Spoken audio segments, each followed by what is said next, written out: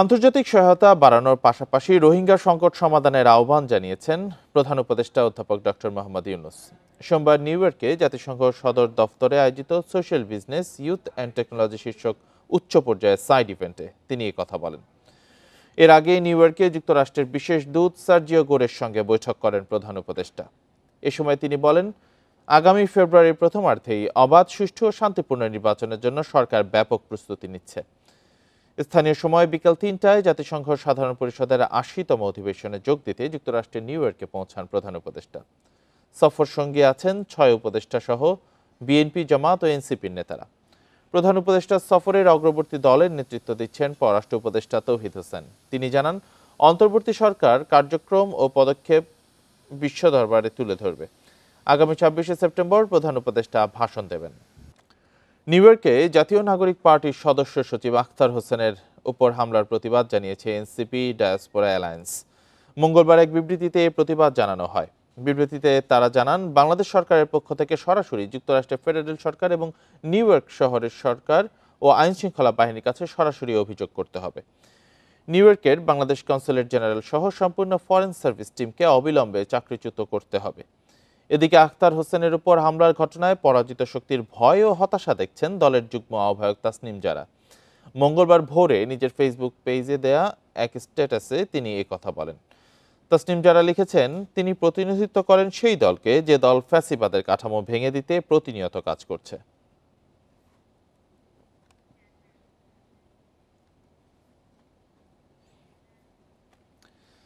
ইনি আরো জানাতে নিউ ইয়র্ক থেকে যোগ দিয়েছেন সহকর্মী এস.এম. সোলাইমান। অধ্যাপক ইউনূসের সাথে মার্কিন বিশেষ দূতের সাক্ষাৎ হয়েছে। আজকে প্রধান উপদেষ্টার আর কি কি কর্মসূচি রয়েছে, একটু বিস্তারিত জানাবেন আমাদের।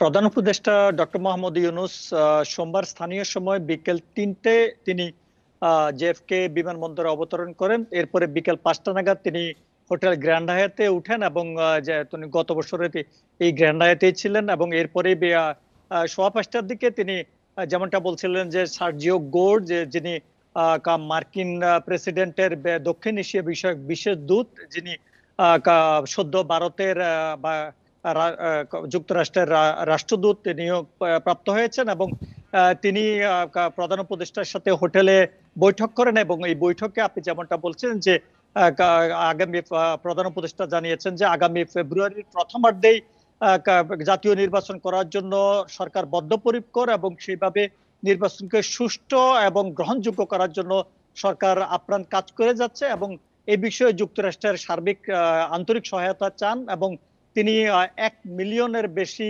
রোহিঙ্গার মানবতার জীবনযাপনের বিষয়টা তুলে ধরেন এবং রোহিঙ্গা ইস্যুটা নিয়ে যে এবার যে ৩০ সেপ্টেম্বর যে উচ্চ পর্যায়ে বৈঠক রয়েছে সে বিষয়ে মার্কিন সহায়তা চান এবং সার্জিও গোরো বর্তমান সরকারের নেয়া বিভিন্ন পদক্ষেপ এবং সংস্কার বিষয়ে তিনি ভূয়সী প্রশংসা করেন এবং প্রধান উপদেষ্টা সার্জিও গোরকে ভারতের রাষ্ট্রদূত যাওয়া হওয়ার পরে তিনি বাংলাদেশে তিনি আমন্ত্রণ জানান বাংলাদেশ ভিজিটে এবং পাশাপাশি আরেকটা বিষয় আপনাকে জানিয়ে রাখি যে প্রধান উপদেষ্টা আজ রাতেই, এখন এখানে সোমবার রাত, আজ রাতেই কিছুক্ষণ আগে তিনি আপনি জানেন যে Bangladeshi American police officer Didarul Islam যে দুর্বৃত্তর গুলিতে নিহত হয়েছে গত আগস্টে, তার পরিবারের সাথে সাক্ষাৎ করেছেন এবং হোটেলে তার সন্তান, পরিবার, মা বাবা সবাইকে নিয়ে সবার সাথে দেখা করেছেন এবং বাংলাদেশের সরকারের পক্ষ থেকে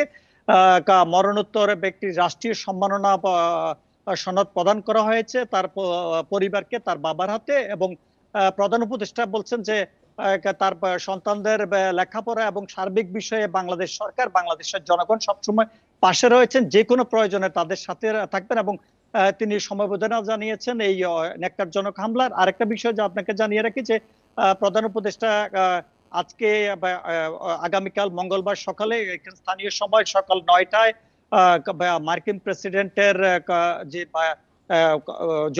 জাতিসংঘের যে ভাষণ দিবেন সেই ভাষণে তিনি অংশ নেবেন এবং এরপরে মঙ্গলবার সন্ধ্যায় অর্থাৎ আগামীকাল সন্ধ্যায় মার্কিন প্রেসিডেন্টের দেয়া নৈশভোজে তিনি অংশ নেবেন। পাশাপাশি হয়তো রাজনৈতিক বিশ্লেষকরা বলছেন মার্কিন প্রেসিডেন্টের সাথে তার একটি সংক্ষিপ্ত বৈঠক হতে পারে এবং বাংলাদেশের বর্তমান সরকারের নেওয়া পদক্ষেপ এবং আগামী নির্বাচন সুষ্ঠু করার জন্য সার্বিক সহায়তা চাইবেন। পাশাপাশি আরেকটা বিষয় আপনাকে জানিয়ে রাখি যে যেমনটা বলছিলেন যে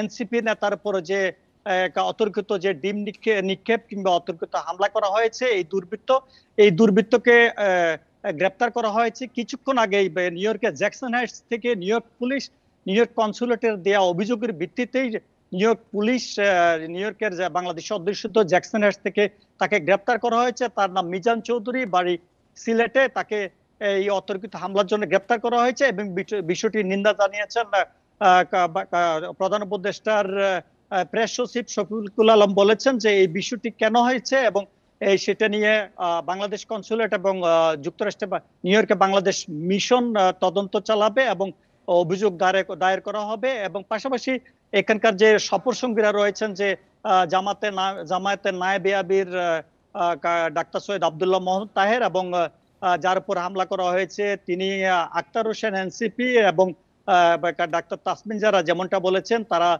এখানকার সাংবাদিকদের কাছে নিন্দা জানিয়েছেন এবং তিনি বলেছেন যে এই বিষয়টি হওয়া উচিত নয় এবং এটি আসলে বিতাড়িত শক্তির উত্থান, এখানে কিছু অঘটন ঘটানোর চেষ্টা করছে। পাশাপাশি যুক্তরাষ্ট্রে বসবাসকারী বাংলাদেশের বিষয়টি প্রতিবাদ জানিয়েছেন।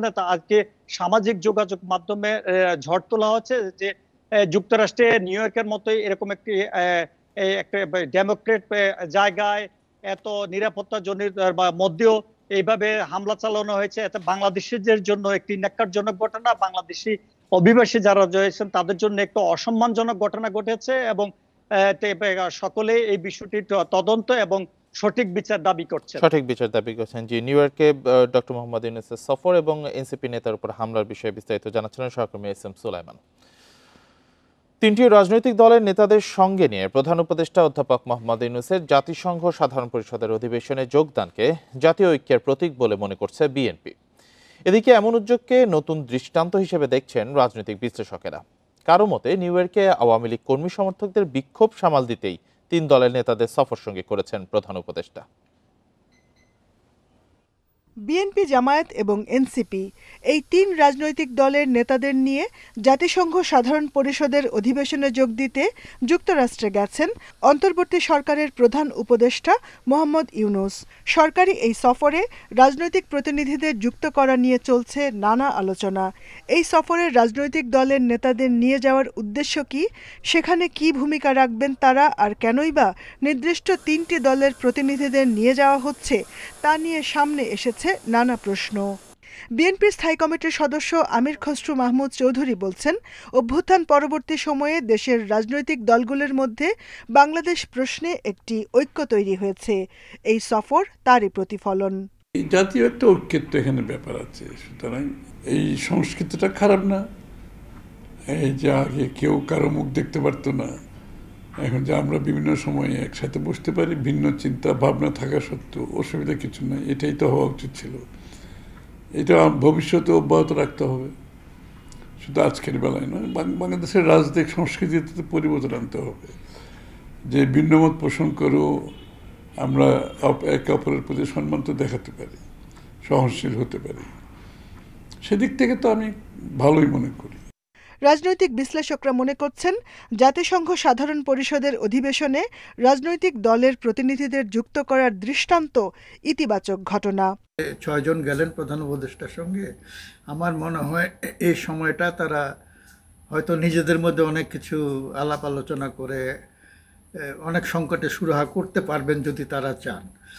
আরেকটা বিষয় আমার মনে হয়েছে, এই যে তারা গেলেন, তারা কিন্তু নিজ নিজ দলের শীর্ষ নেতৃত্বের অনুমোদন পেয়ে গেছেন বলে আমরা ধরে নেব, এবং মতাদর্শগত ভিন্নতা থাকা সত্ত্বেও অন্য দলের প্রতিনিধিদের সহযাত্রী হলেন। এটা একটা বড় ব্যাপার। আওয়ামী লীগ এর সমর্থকরা যদি নিউ ইয়র্কে কোনো গোলযোগ সৃষ্টি করার চেষ্টা করে, অন্তত তাদের অবস্থানের বিরুদ্ধে অন্যরা, বিএনপি সমর্থকরা, জামাত সমর্থকরা কিংবা এনসিপির সমর্থকরা, তারাও রাস্তার আরেক পাশে দাঁড়িয়ে তাদের অবস্থান এবং উপস্থিতি ঘোষণা করতে পারে। এই কারণে তাদেরকে সঙ্গে নেওয়া হয়েছে বলে আমি ধারণা করি। সাধারণ পরিষদের অধিবেশনের পাশাপাশি প্রধান উপদেষ্টা বিভিন্ন বৈঠকে এই 3 দলের নেতাদের যুক্ত করলে এই সফর আরও ফলপ্রসূ হবে বলে মনে করছেন রাজনৈতিক বিশ্লেষকরা। Jahanara Parvin, independent news, Dhaka. ঢাকা দিল্লি সম্পর্কের চলমান টানাপোড়েনের মূল দায় আওয়ামী লীগের বলে মনে করেন ভারতীয় বিশ্লেষক ডক্টর শ্রী রাধা দত্ত। আওয়ামী লীগ সরকারের সাথে ভারতের বিশেষ সম্পর্ক সংকটের কারণ বলে মন্তব্য করেছেন ভারতের ওপি জিন্দাল গ্লোবাল ইউনিভার্সিটির আন্তর্জাতিক সম্পর্ক বিশ্লেষক। বাংলাদেশে আগামী নির্বাচনে যারাই সরকারে আসুক, সম্পর্ক উন্নয়নে ভারতকে আন্তরিকভাবে এগিয়ে আসা উচিত বলেও মত দেন তিনি। 5 আগস্ট গণঅভ্যুত্থানে আওয়ামী লীগ নেত্রী ও সাবেক প্রধানমন্ত্রী শেখ হাসিনার পালিয়ে ভারতে আশ্রয়, এমনকি দলটির বহু নেতাকর্মীও পালিয়ে আত্মগোপন করে ভারতের বিভিন্ন রাজ্যে। অভ্যুত্থান পরবর্তী দেশের বাইরে থেকে অন্তর্বর্তী সরকার ও বাংলাদেশের বিরুদ্ধে নানাভাবে ভারতের হস্তক্ষেপ কামনা করে আওয়ামী লীগের বিভিন্ন পর্যায়ের নেতাকর্মীরা। আমার মনে হয় ভারত সরকারের একটা বড় ধরনের স্ট্যান্ড এখানে নেওয়ার সুযোগ এসেছে, সময় এসেছে, কারণ ভারত কিন্তু বাংলাদেশ তো একটা স্বাধীন দেশ। যদি গেল 15 বছর ভারতের সাথে আওয়ামী লীগ সরকারের বোঝাপড়া এতটাই গভীর যে তিস্তা চুক্তি বাস্তবায়ন, সীমান্ত হত্যাসহ নানা ইস্যুতে দেশের মানুষের ক্ষোভ নিয়ে আওয়ামী লীগ সরকার ছিল নির্বিকার। নতুন বাস্তবতায় দুই দেশের সম্পর্কে টানাপোড়েনের জন্য আওয়ামী লীগ সরকারকে দায়ী বলে মনে করেন ভারতের আন্তর্জাতিক সম্পর্ক বিশ্লেষক। এই ক্ষেত্রে ভারত সরকারও দায় এড়াতে পারে না বলেও মত তার। আওয়ামীর সঙ্গে ইন্ডিয়া একদম অতপ্রতভাবে সবাই তাকে দেখে, মানে আওয়ামী মানে ইন্ডিয়া, মানে ওরকম একটা ব্যাপার হয়ে গেছিল সবসময়। আর আওয়ামীর ওপর রাগটাও ইন্ডিয়ার ওপরে পড়েছে। আর কিছু কিছু ফ্যাক্টর আছে, দেখুন এই পানি নিয়ে যে প্রবলেমটা, বর্ডারে যে প্রবলেমগুলো, শেখ হাসিনার সঙ্গে আমাদের সব মানে দেশের লিডার বলুন, কংগ্রেস বলুন, লেফট ফ্রন্ট বলুন বা বিজেপি বলুন, সবার সাথে ভালো সম্পর্ক ছিল, কেন উনি তো আমাদের দেশে এসে ছিলেন। সেই হিসেবে দেখতে গেলে ভারতের কাছে আওয়ামী লীগ খুবই একটা মানে কি বলবো, কাছের জায়গায়। আগামী নির্বাচনে আওয়ামী লীগের অংশ নেয়ার সুযোগ নেই, তাই নতুন যে দলই ক্ষমতায় আসুক না কেন সম্পর্ক উন্নয়নে ভারত আন্তরিক হবে বলে মনে করেন এই বিশ্লেষক। আওয়ামী লীগ হয়তো এই সময় এবার ইলেকশনে দাঁড়াতে পারবে না, কিন্তু বাংলাদেশ যাকে ভোট দেবে, যেই গভর্নমেন্টকে তারা আনবে, আমি 100% শিওর দ্যাট ইন্ডিয়া তার সঙ্গে কাজ করবে। বাংলাদেশের অভ্যন্তরীণ যে কোনো বিষয়ে ভারতের হস্তক্ষেপ উচিত নয় বলেও মন্তব্য করেন তিনি। রেজওয়ানুল হক, ইন্ডিপেন্ডেন্ট নিউজ, ঢাকা। বিএনপি জামায়াতের অনড় অবস্থানের কারণে ফেব্রুয়ারিতে নির্বাচন অনিশ্চিত হয়ে পড়ছে, এমন মন্তব্য করেছেন এনসিপি নেতা নাসির উদ্দিন পাটোয়ারি। সোমবার নির্বাচন কমিশনে সিইসির সঙ্গে বৈঠক শেষে তিনি বলেন, নির্বাচনে এনসিপি 150 আসনে জয় পাবে, বিএনপি 50-60টির বেশি পাবে না। নেতারা জানান, শাপলা ছাড়া অন্য প্রতীক নিয়ে নির্বাচনে যাবে না দলটি। নিবন্ধনের জন্য আবেদন করেছে এনসিপি। সে অগ্রগতি জানতে নির্বাচন কমিশনে যান দলের নেতারা। প্রধান নির্বাচন কমিশনারের সঙ্গে বৈঠক করে 3 সদস্যের প্রতিনিধি দল। পরে এনসিপি নেতারা বলেন, পিআর পদ্ধতিতে নির্বাচন নিয়ে বিপরীতমুখী অবস্থান বিএনপি ও জামায়াতের, এতে সংকটে পড়তে পারে ফেব্রুয়ারির নির্বাচন। স্টিল কনফিউশন আছে ফেব্রুয়ারিতে ইলেকশন হবে কিনা। বিএনপি এবং জামায়াত যে দলগুলো আছে অথবা এক্সিস্টিং পলিটিক্যাল পার্টি, তারা কিন্তু জুলাই সনদের যে লিগ্যাল অ্যাসপেক্টটা সেই জায়গাতে এক্সিকিউশন লেভেলে তারা আসতেছে না, ফলত তারাদের কারণে নির্বাচনটা ডিলে হচ্ছে। ভণ্ডামি বাদ দেন, অ্যাটলিস্ট জনগণের দিকে তাকিয়েও হলো দ্রুত এটার লিগ্যাল পার্সপেক্টিভ এক্সিকিউশনের লেভেলে এসে একটা নির্বাচনের মধ্যে এসে জনগণকে আপনারা মুক্তি দেন। তিনি দাবি করেন, আগামী নির্বাচনে এনসিপি 150 আসনে জয় পাবে, বিএনপি 50 থেকে 60টির বেশি পাবে না। যে আমরা আমাদের যে সার্ভেগুলো করেছি, আমরা 150টি আসনের মতো এনসিপির জয়ী হওয়ার সম্ভাবনা রয়েছে। আমি মনে হয় একবার বলেছিলাম বিএনপির 50-100 আসনের উপরে যাবে না, কিন্তু আপনারা তো এখন বাস্তব সিনারিও দেখতে পাচ্ছেন কোন দিকে তলানিতে যাচ্ছে। যে সাংবাদিক, সাবেক সেনা কর্মকর্তা, আলেমদেরকেও পার্লামেন্টে নিতে চায় এনসিপি। শাপলা প্রতীক আদায় করার হুঁশিয়ারি নেতাদের। ফার্দার আপনাদের সামনে উপস্থিত হব, যে আমরা এটা কিভাবে নিতে হয় সেটা আমরা ইনশাল্লাহ জানি। সুলতানা জাহান মিতু, ইন্ডিপেন্ডেন্ট নিউজ, ঢাকা। জুলাই আন্দোলনকারীদের উপর হেলিকপ্টার থেকে বোমা ফেলা হবে। সোমবার ট্রাইব্যুনালে এক সাক্ষী জানান, হাসানুল হক ইনুর সঙ্গে ফোন আলাপে শেখ হাসিনা এমন কথা বলেন। প্রসিকিউশন জানায় ওই ফোন আলাপের অডিও ও ফরেনসিক রিপোর্ট ট্রাইব্যুনালে জমা দেওয়া হয়েছে। এছাড়া জুলাই আন্দোলন মেটিকুলাস ষড়যন্ত্র ছিল কিনা তা নিয়ে বিতর্কে জড়ান রাষ্ট্র ও আসামি পক্ষ। জুলাই আন্দোলন চলাকালে সাবেক তথ্যমন্ত্রী হাসানুল হক ইনুর সঙ্গে সাবেক প্রধানমন্ত্রী শেখ হাসিনার এই ফোন আলাপ সম্প্রতি ভাইরাল হয় সামাজিক যোগাযোগ মাধ্যমে, যেখানে আন্দোলনকারীদের দমাতে কী ধরনের ব্যবস্থা নেওয়া হয়েছে তা জানান শেখ হাসিনা। আমি বলছি ক্যাজুয়ালের দরকার নাই, ওরা ব্যারিকেড নিয়ে আসে তো আকাশ থেকে নামবে, ছত্রিশটা পাঠানো হচ্ছে হেলিকপ্টার দিয়ে সোজা বম্বিং করা হবে। এদিন শেখ হাসিনার বিরুদ্ধে রাষ্ট্রপক্ষের ৪৯তম সাক্ষী হিসেবে ট্রাইব্যুনালে সাক্ষ্য দেন জুলাই যোদ্ধা ও শহীদ সৈকতের বোন সাবরিনা আফরোজ সেবন্তী। তার জবানবন্দিতে উঠে আসে হাসিনা ইনুর এই ফোন আলাপের প্রসঙ্গ। আমি 3টা ফোন রেকর্ডের কথা বলেছি, যেখানে ডিরেক্ট হাসিনা নির্দেশ দিয়েছিল স্টুডেন্টদেরকে মারার। প্রধানমন্ত্রী শেখ হাসিনা, স্বরাষ্ট্রমন্ত্রী আসাদুজ্জামান খান কামাল এবং তৎকালীন আইজিপি চৌধুরী আবদুল্লাহ আল মামুনকে নির্দেশদাতা হিসেবে তাদের ফাঁসি চেয়েছে। এর আগে ৪৮তম সাক্ষী আপ বাংলাদেশের আহ্বায়ক জুনায়েদকে জেরার সময় শেখ হাসিনার পক্ষের আইনজীবী পুরো আন্দোলনকে ষড়যন্ত্র কিনা জানতে চাইলে পাল্টা যুক্তি দিয়ে তা অস্বীকার করেন সাক্ষী জুনায়েদ। একটি বৈধ নির্বাচিত সরকারকে তার ক্ষমতা থেকে পদত্যাগ করানো বা অবৈধভাবে তাকে সরাইয়ে দেওয়ার জন্য যে সমস্ত পরিকল্পনা দীর্ঘদিনের ছিল সেটিরই বহিঃপ্রকাশ। এবং আজকে যে সাক্ষী সাক্ষ্য দিয়েছেন তিনি ছিলেন একজন সংগঠক। দুঃখ লাগে এবং প্রচণ্ড ক্ষোভ তৈরি হয় যে যেখানে নির্মমভাবে হেলিকপ্টার থেকে গুলি করা হলো, মানে নানাভাবে গুলি করে আন্দোলনকারীদেরকে হত্যা করা হলো, সেখানে বলা হচ্ছে যে এগুলো ছিল ষড়যন্ত্র। প্রসিকিউশন জানায়, শেখ হাসিনার মানবতাবিরোধী অপরাধের এই মামলায় সাধারণ সাক্ষীদের সাক্ষ্য গ্রহণ শেষ। জব্দ তালিকা ও তদন্ত কর্মকর্তার সাক্ষ্যের পর শুরু হবে যুক্তিতর্ক উপস্থাপন। Zahidul Bashar, independent news, Dhaka. টঙ্গীর গুদামে রাসায়নিক থাকার কথা ফায়ার সার্ভিসকে জানাননি মালিক। এতে আগুন নেভাতে গিয়ে দগ্ধ হন 5 কর্মী। তাদের 2 জনের অবস্থা গুরুতর। কর্মকর্তারা বলছেন, নিয়ম না মেনে রাসায়নিক রাখার কারণেই আগুন লেগেছে। সোমবার বিকেলে লাগা আগুন কয়েক ঘন্টার চেষ্টায় নিয়ন্ত্রণে এলেও পুরোপুরি নিভতে সময় লাগে প্রায় 14 ঘন্টা। অনেক কেমিক্যাল বাস্ট হয়েছে, পরে এই তেলের দোকান যেটি আছে তারা তেল মূল ভাই কেড়ে লইছে, নাহলে এডি থাকলে কিন্তু আরো দোকান বাস্ট হইতো। ভিতরে বাস্ট হয়েছে, যেমন ধোঁয়া উঠতেছে, ধোঁয়া ওঠার পরে অনেকক্ষণ ধোঁয়া উঠতেছে, অনেক দুর্গন্ধ সরাইছে, গন্ধ ছিল। পরে প্রায় আধা ঘন্টা পরে ফায়ার সার্ভিস আসছে। ফায়ার সার্ভিসের মনে হয় 2 জন উদ্ধার কর্মী ভিতরে আসছিল। দেখলাম যে সিটকা এদিক থেকে বেরোয়া একজন এইখানে পড়ছে, আরেকজন দৌড়াইয়া এইদিকে পড়ছে। ফায়ার সার্ভিসের কর্মকর্তারা জানান, আগুন নিয়ন্ত্রণে কাজ শুরুর সময় রাসায়নিক থাকার কথা জানায়নি মালিক পক্ষ। এ কারণে দগ্ধ হন কর্মীরা। এছাড়া নিয়ম না মেনে রাসায়নিক রাখার কারণেই আগুন লেগেছে বলেও ধারণা করা হচ্ছে। এটা কেমিক্যালের আগুন, এটা সাধারণ কোনো আগুন না।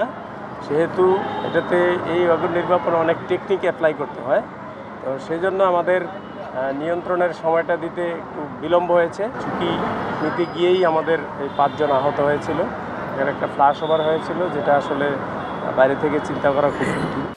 এলাকার পরিস্থিতি নিয়ন্ত্রণে এক পর্যায়ে সেনা সদস্যদের মোতায়েন করা হয়। আনোয়ার সাদাত নূর, ইন্ডিপেন্ডেন্ট নিউজ, ঢাকা। এ নিয়ে আরো জানাতে গাজীপুর থেকে যুক্ত হয়েছেন সহকর্মী আবুল হাসান। আবুল হাসান, আগুন পুরোপুরি নিয়ন্ত্রণে এসেছে কিনা, বর্তমানে গুদামের অবস্থা কি, যেই ফায়ার কর্মীরা আহত হয়েছিলেন তাদের কোনো তথ্য আছে কিনা, কি অবস্থায় আছেন তারা?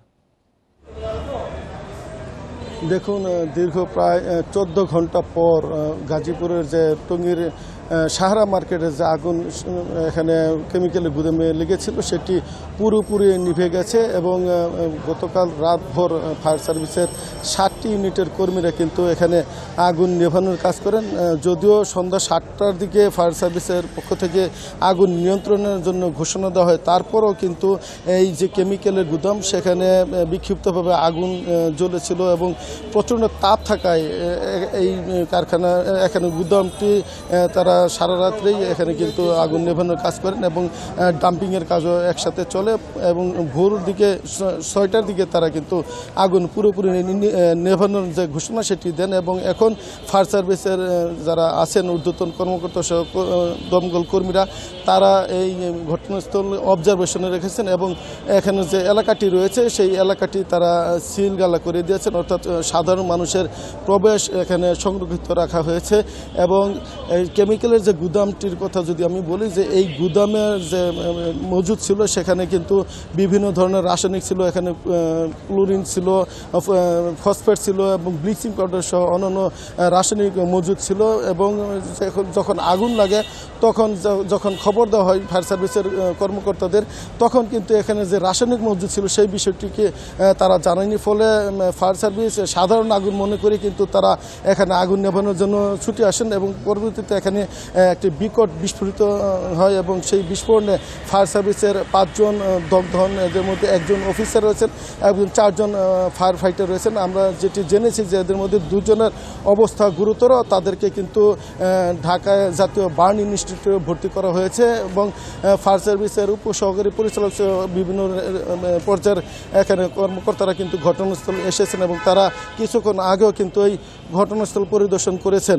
এবং যেই গুদামটিতে আসলে আগুন লেগেছে আপনারা নিশ্চয়ই দেখতে পাচ্ছেন গুদামের প্রবেশপথ, এখানে কিন্তু একেবারেই সংকীর্ণ একটি প্রবেশপথ। এই প্রবেশপথের ভিতরে যে সিঁড়িগুলো ছিল সিঁড়িগুলোর কিন্তু কোনো বিধি মেনে হয়নি এবং এলোমেলোভাবে এখানে রয়েছে। এবং এই আগুন নেভানোর জন্য যেভাবে আসলে ফায়ার সার্ভিসদেরকে জানানোর কথা, সেই জানানোর ঘাটতির কারণে কিন্তু এই যে দুর্ঘটনা সেটি ঘটেছে। এবং আপনি দেখতে পাচ্ছেন যে এই যে গুদামটি রয়েছে এই গুদামও কিন্তু অনেকটাই সংকীর্ণ এবং মূল যে প্রবেশপথ রয়েছে সেটিও ফায়ার গাড়ি সেটি প্রবেশ করার মতো না। এবং এখানেও কিন্তু এখনও আমরা যেটি দেখতে পাচ্ছি যে পুরো অংশ রয়েছে বিভিন্ন কেমিক্যালের ড্রাম রয়েছে এবং এখনও কিন্তু সেই ড্রামগুলো থেকে বিষাক্ত যে গন্ধ সেটি বের হচ্ছে। এবং ফায়ার সার্ভিসের কর্মকর্তারা বলছেন যে এই ঘটনাস্থল তারা এখনও অবজারভেশনে রয়েছেন, যেহেতু কেমিক্যালের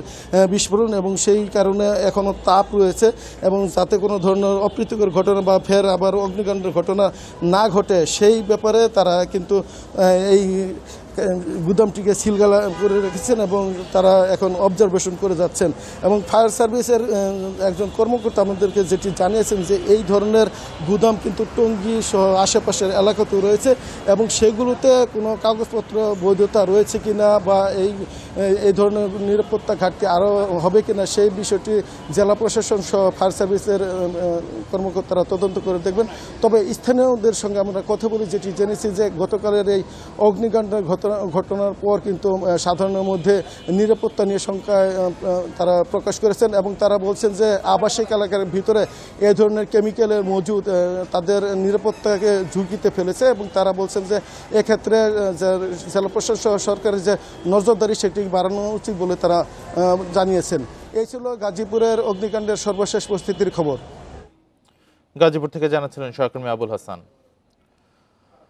20 দিন পেছানো হয়েছে রাকসু নির্বাচন। 25শে সেপ্টেম্বরের পরিবর্তে 16ই অক্টোবর হবে ভোট গ্রহণ। রাজশাহী বিশ্ববিদ্যালয়ের চলমান পরিস্থিতি বিবেচনা করে সোমবার বিকেলে জরুরি সভায় সিদ্ধান্ত নেয় নির্বাচন কমিশন। এই সিদ্ধান্তকে ছাত্রদল স্বাগত জানালেও প্রত্যাখ্যান করেছে ছাত্র শিবির। পোষ্য কোটা ইস্যুতে উপাচার্যকে লাঞ্ছিত ও শিক্ষার্থীদের সাথে শিক্ষকদের ধস্তাধস্তির জেরে রোববার থেকে অচল রাজশাহী বিশ্ববিদ্যালয়।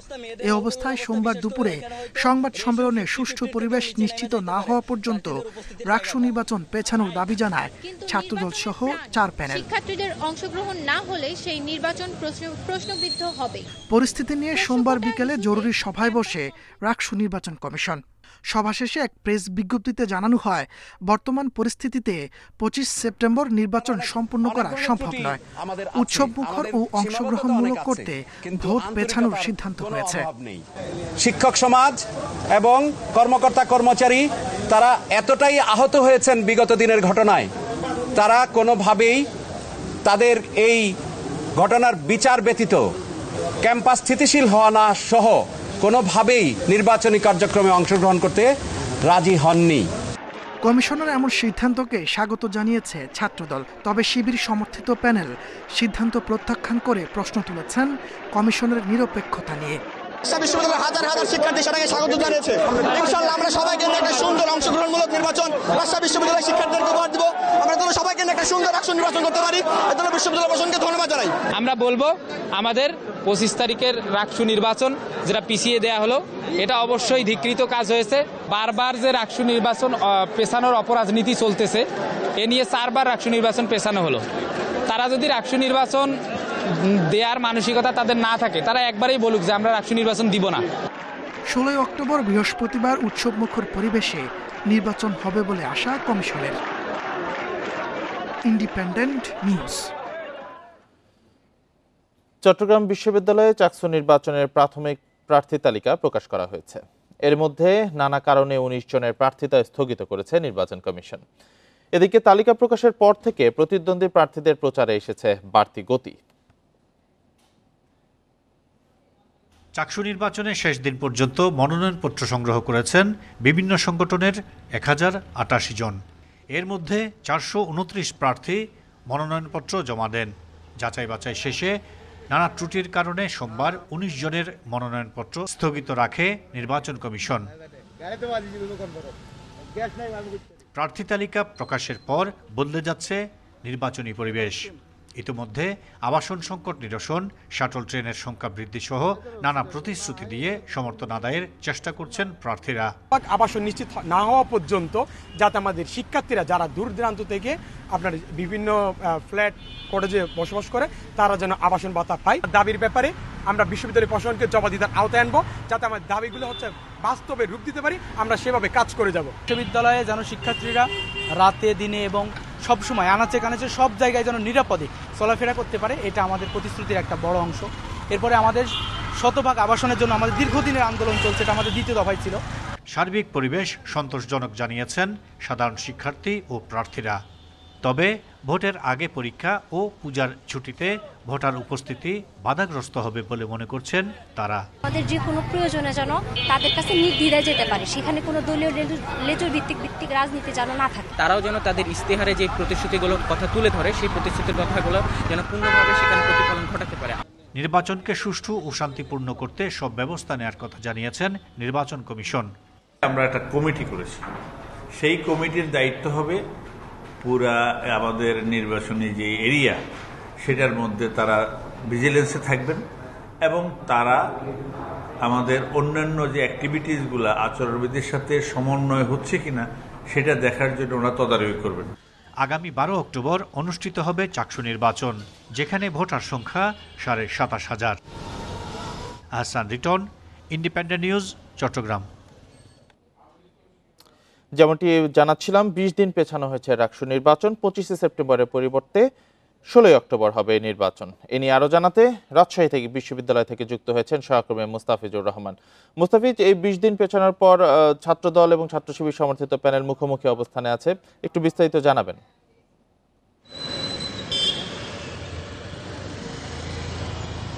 দেখুন, নির্বাচন 25 তারিখে অনুষ্ঠিত হবে, এটি ছাত্র শিবিরের প্রত্যাশিত বা তাদের একটি দাবি ছিল বলতে পারেন। অপরদিকে নির্বাচন পেছানোর দাবি ছিল ছাত্রদলের, এবং ছাত্রদলের পক্ষ থেকে যে যুক্তিটি তুলে ধরা হয়েছিল সামনে 28 তারিখ থেকে দুর্গা উৎসব, এই কারণে অনেক শিক্ষার্থী চলে যাবেন, অর্থাৎ দেশের বাসায় চলে যাবেন। সেই সাথে বিশ্ববিদ্যালয়ে যে উদ্ভূত পরিস্থিতি, কেননা এখানে শিক্ষক, শিক্ষার্থী, কর্মচারী তারা দুই দিকে অবস্থান নিয়ে আছেন। আপনি জানেন যে পোষ্য কোটার যে বিষয়টি রয়েছে, অর্থাৎ পোষ্য কোটা নিয়ে আমরা দেখেছিলাম রাজশাহী বিশ্ববিদ্যালয়ের শিক্ষার্থীদের সাথে শিক্ষকের ধস্তাধস্তির একটি ঘটনা ঘটেছে। সেখানে শিক্ষক লাঞ্ছিত হয়েছেন, উপ-উপাচার্য লাঞ্ছিত হয়েছেন এবং তিনি আহত হয়েছেন। এই ঘটনার প্রতিবাদে আমরা রাজশাহী বিশ্ববিদ্যালয় এখন কমপ্লিট শাটডাউন, সেটি কর্মসূচি অব্যাহত রয়েছে। ঠিক এই পরিস্থিতিতে নির্বাচন কমিশন সুষ্ঠুভাবে নির্বাচন নিতে কতটা সক্ষম বা এই চ্যালেঞ্জটা নিতে কতটা প্রস্তুত, সেই বিষয়টি নিয়ে প্রশ্ন উঠেছিল, এবং এটি নিয়ে নির্বাচন কমিশন সহ প্রক্রিয়াল বডি প্রায় দীর্ঘ 3 ঘন্টা যাবৎ তারা একটি রুদ্ধদ্বার বৈঠক করেন এবং এরপরে তারা সিদ্ধান্ত নেন যে আগামী 16 অক্টোবর তারা নির্বাচন অনুষ্ঠিত করবেন এবং সেই সাথে তারা বলছিলেন যে যেহেতু বিশ্ববিদ্যালয়ে রাকসু নির্বাচনে অংশগ্রহণ করবেন শিক্ষার্থীরা এবং এটি শিক্ষার্থীদের জন্য এই নির্বাচন, যখন শিক্ষার্থীদের একটি অংশ চলে যাচ্ছেন ঠিক সেই সময়ে এইখানে নির্বাচন 25 তারিখে নির্বাচন করাটা কতটুকু যৌক্তিক সেই বিষয়টিও কিন্তু নির্বাচন কমিশন তুলে ধরেছেন। সেই সাথে বিশ্ববিদ্যালয়ের যে সার্বিক পরিস্থিতি রয়েছে, কেননা এখন পর্যন্ত পোষ্য কোটা বা প্রাতিষ্ঠানিক সুবিধা যে বিষয়টি রয়েছে এই বিষয়টি এখন পর্যন্ত সমাধান না হয় বিশ্ববিদ্যালয় বলা যেতে পারে একটি স্থবির অবস্থা রয়েছে। ঠিক এই স্থবিরতার মধ্য দিয়ে নির্বাচন আদৌ সম্ভব ছিল কিনা সেটি নিয়েও প্রশ্ন তুলেছেন এবং নির্বাচন কমিশন বলছিলেন যে ছাত্র সংগঠন যারা রয়েছেন, আমরা দেখেছিলাম যে রাকসুতে প্রায় 11টি ছাত্র প্যানেল তারা নির্বাচনে অংশ নিয়েছিলেন এবং 11টির মধ্যে 5টি প্যানেল দাবি করে ছাত্রদল সহ 5টি প্যানেল দাবি করেছিল যে উদ্ভূত পরিস্থিতিতে নির্বাচন যেন পিছিয়ে দেওয়া হয় এবং লেভেল প্লেইং ফিল্ডে যে বিষয়টি আসছে সেটি যেন তারা নির্বাচন কমিশন নিশ্চিত করেন। তো এই এবং অপরদিকে আমরা দেখেছিলাম যে ছাত্রদল এবং অন্যান্য যে প্যানেলগুলো রয়েছে তাদের যে প্রস্তাবনা, ঠিক এরপরে ছাত্র শিবিরও তাদের যে প্রস্তাবনা সেটি নির্বাচন কমিশনকে তারা দিয়েছিলেন এবং নির্বাচন কমিশন পক্ষ থেকে জানানো হয়েছিল যে প্রত্যেকটি দলের এবং স্বতন্ত্র প্রার্থী যারা রয়েছেন তাদেরও প্রস্তাবনা ছিল, প্রত্যেকটি দল এবং প্রত্যেকটি ছাত্র সংগঠনের যে প্রস্তাবনা সেটি বিবেচনা করেই তারা এটি সিদ্ধান্ত উপনীত হবেন এবং এর পরিপ্রেক্ষিতে বিশ্ববিদ্যালয়ের সার্বিক পরিস্থিতি,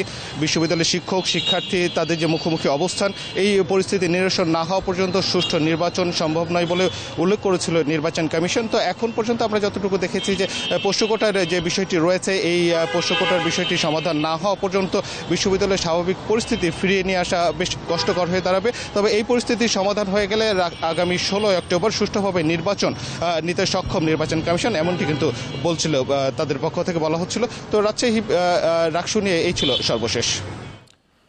রাকসু নির্বাচন পেছানোর পর উদ্ভূত পরিস্থিতি নিয়ে জানাচ্ছিলেন সহকর্মী মোস্তাফিজুর রহমান। যত্রতত্র ব্যানার পোস্টার টাঙালে আইনি পদক্ষেপ নেবে ঢাকা উত্তর সিটি কর্পোরেশন। রাজনীতিবিদ হলেও ছাড় পাবে না বলে জানান ডিএনসিসির প্রশাসক। সোমবার উত্তর সিটির 10টি অঞ্চলে পরিচ্ছন্নতা অভিযান চালানো হয়। এ সময় নির্ধারিত স্থানে পোস্টার লাগাতে রাজনৈতিক দলগুলোর প্রতি আহ্বান জানান মোহাম্মদ এজাজ। এ যেন ব্যানার, ফেস্টুন আর পোস্টারের নগরী। ঢাকার প্রতিটি অলিগলির দৃশ্যই এমন। এর মধ্যে রাজনীতিবিদদের প্রচারপত্রই বেশি। শহরের সৌন্দর্য রক্ষায় ফেস্টুন অপসারণ শুরু করেছে ঢাকা উত্তর সিটি কর্পোরেশন। সোমবার 10টি অঞ্চলে অভিযান চালানো হয়। ডিএনসিসি বলছে যেখানে সেখানে পোস্টার লাগালে জরিমানা করা হবে, এরপর না মানলেই মামলা। যে কোনো কাজের ক্ষেত্রে শাস্তি কখনো কখনো আপনার একটা ফলপ্রসূ সমাধানের দিকে আমাদের নেয়, সেটাকে মাথায় রেখে আমরা সিদ্ধান্ত নিয়েছি যে যারা এখন পোস্টার লাগাচ্ছেন সেটা হতে পারে ব্যক্তি পর্যায়ে, কোনো প্রতিষ্ঠান পর্যায়ে, সংস্থা পর্যায়ে কিংবা কোনো দলীয় পর্যায়ে, আমরা তাদের ব্যাপারে আমরা মানে একটা ফাইনের দিকে আমরা যাব, যাতে এই ফাইনের কারণে তারা এগুলোর ব্যাপারে অনুৎসাহিত হয়। রাজনৈতিক দলগুলোকে যত্রতত্র পোস্টার না লাগানোর আহ্বান জানান প্রশাসক। কিছুদিন আগে আমাদের পোস্টার অপসারণ করতে গেছি, রাজনৈতিক দলের যাদের যে নেতারা পোস্টার যাদের নামে লাগানো হয় তাদের অনেক আপনার ওয়েল উইশার আছেন এবং তাদের অনেক ফলোয়ার আছেন, তারা আমাদের আমাদের কর্মীদেরকে, পরিচ্ছন্ন কর্মীদেরকে তারা মারতে এসছেন, অনেক জায়গায় মেরেছেনও। সুতরাং তাদেরও একটা নিরাপত্তার সমস্যা। এক হচ্ছে শহরটা জঞ্জাল হচ্ছে, শহরের কাজ করতে গেলে আমাদের লোকজন হচ্ছে নিরাপত্তাহীনতায় ভোগমান এই ধরনের মানে রাজনৈতিক যারা আছেন তাদের ফলোয়ারদের দ্বারা। ঢাকা উত্তর সিটি কর্পোরেশনের 25টি জায়গায় বিনামূল্যে পোস্টার লাগানোর ব্যবস্থা রয়েছে।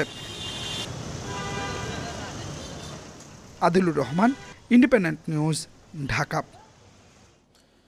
দেশের বিভিন্ন জেলায় মণ্ডপে মণ্ডপে শারদীয় দুর্গোৎসবের প্রতিমা তৈরি শেষে চলছে সাজসজ্জার কাজ।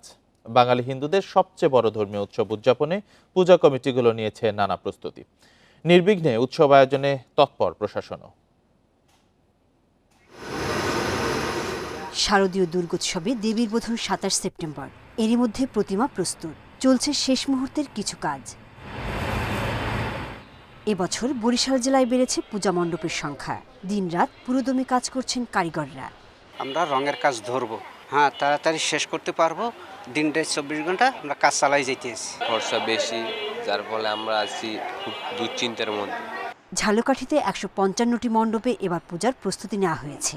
উৎসব রাঙিয়ে তুলতে ব্যস্ততার শেষ নেই প্রতিমা শিল্পীদের। তবে তাদের অভিযোগ, প্রয়োজনীয় উপকরণের দাম বাড়লেও সে তুলনায় বাড়েনি তাদের মজুরি। তুলির দাম বেশি, কাঠের দাম বেশি, বাঁশের দাম বেশি, এদের শ্রমিকের দাম বেশি।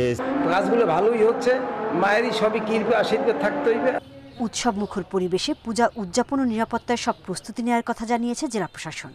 যে প্রত্যেকেই যেন নিজস্ব একটি ভলান্টিয়ার বাহিনী সেখানে তৈরি করেন এবং নিয়োজিত করেন, যাতে করে এই পূজা মণ্ডপগুলোর নিরাপত্তা নিশ্চিত করা যায় এবং উৎসব মুখর পরিবেশে এই শারদীয় দুর্গোৎসব এখানে উদযাপিত হয়। এবছর পটুয়াখালীর ১৮৮টি মন্দিরে দুর্গাপূজার আয়োজন করা হয়েছে। এগিয়ে চলছে লাইটিং ও প্যান্ডেল সাজানোর কাজ। এবছর আমরা অপেক্ষায় থাকি কবে দুর্গাপূজা আসবে আর কবে বানাবো, প্রতিমা তার অপেক্ষায় থাকি আমরা। কলাপাড়ার ১৪টির মধ্যে অধিকাংশ মণ্ডপে প্রতিমা তৈরির কাজ প্রায় শেষ। বসছে রং তুলির শেষ আঁচড়। এরপর ঢাকের বাদ দিয়ে উৎসবে মেতে ওঠার অপেক্ষা। সোহেলি জাহান, ইন্ডিপেন্ডেন্ট নিউজ। চাইল্ডহুড নেফ্রোটিক সিন্ড্রোমে আক্রান্ত ৯০% শিশুই চিকিৎসায় ভালো হয়। ১০% জটিলতা থাকলেও বাঁচিয়ে রাখা সম্ভব। তবে দেরিতে চিকিৎসা শুরু হলে বাড়ে জটিলতা, এমনকি মৃত্যুও হতে পারে। আর জেনেটিক মিউটেশনের ফলে জন্মগত ত্রুটি নেওয়া ৩ মাস থেকে ১ বছরের কম বয়সীদের চিকিৎসায় সফলতা কম। তবে ভাইরাস বা জীবাণু সংক্রমণ হলে সম্পূর্ণ সুস্থ হয় বেশিরভাগ শিশু। জাতীয় কিডনি হাসপাতালে শিশু কিডনি বিভাগে ভর্তি কুমিল্লার তিতাস থানার ৩ বছর বয়সী সাব্বির। পাশের বেডে ভর্তি আরেক শিশু নরসিংদীর সজীব। ২ শিশুই ভুগছে নেফ্রোটিক সিন্ড্রোমে। কিছুদিন একটু ভালো আছি, মনে ৬-৭ মাস, ওনা আবার এমন খুলে গেছে, ওনা আবার আয়া ভর্তি হয়েছি আজ ৬-৭ দিন। পেশাব একবারে বন্ধ জায়গা, আর পুরা শরীর পানির বাড়ি, পুরা শরীর ফুলে জায়গা, পুরা খাও মা মুখ তো যা আছে সব চোখ মুখ বন্ধ জায়গা। চিকিৎসকরা জানান, জন্মগত সমস্যা নিয়ে যারা এ রোগে আক্রান্ত হয় তাদের রোগ ভালো হওয়ার সম্ভাবনা কম। তবে অন্য কোনো কারণে আক্রান্তদের চিকিৎসায় ৯০% পুরোপুরি সুস্থ হয়। বেশিরভাগই ইডিওপ্যাথিক আননোন করার কারণ আমরা দেখলাম যে ছাঁকনিতে ছাঁকনি দিয়ে প্রোটিন বের হয়ে যাওয়ার কারণে এটা হচ্ছে। বেশিরভাগ ক্ষেত্রে ৯০% রুগী কিন্তু ১৫, ১৬, ১৮ এর মধ্যে বয়সন্ধিকালের মধ্যে চিকিৎসা পেলে ভালো হয়ে যায়, তবে বারবার হতে পারে। আর ১০% রুগী কিন্তু পরবর্তীতে বড় হয়ে বয়সন্ধির পরে যে অ্যাডাল্ট জীবনে গিয়েও এই রোগটা কন্টিনিউ করতে পারে। গত ৬ মাসে জাতীয় কিডনি হাসপাতালে ৬০% ও গত ১ বছরে শিশু হাসপাতালের ৪০% শিশুই ভর্তি হয় কিডনির ছাঁকনি জটিলতা বা নেফ্রোটিক সিন্ড্রোমে আক্রান্ত হয়ে। বিশেষজ্ঞরা বলছেন, অভিভাবকদের উপসর্গ দেখে দ্রুত চিকিৎসা নিতে হবে। যত্রতত্র ওষুধের ব্যবহার, বিশেষ করে ব্যথানাশক ওষুধ, এই জিনিসগুলা, তারপর অনিয়ন্ত্রিত অ্যান্টিবায়োটিকের ব্যবহার, সব মিলে আপনার কিডনি ঝুঁকিতে থাকে। আর একবার কিডনি যখন আপনার ফেইলিওর হয় বা শেষ পর্যায়ে চলে আসে বিকল কিডনি, তার তো চিকিৎসা বেশ ব্যয়বহুল। প্রস্রাবটা ফেনা ফেনা হচ্ছে প্রোটিন যাওয়ার কারণে। তারপর দেখবে যে বাচ্চার মাঝে মাঝে অসুস্থ, ক্ষুধামন্দা, একটু জ্বর এটা হচ্ছে। এরপরে দেখবে যে চোখের চারপাশটা ফুলে গেছে, এটাই প্রথম লক্ষণ। এরপর আস্তে আস্তে দেখবে যে মুখ ফুলে গেছে, পা ফুলে গেছে।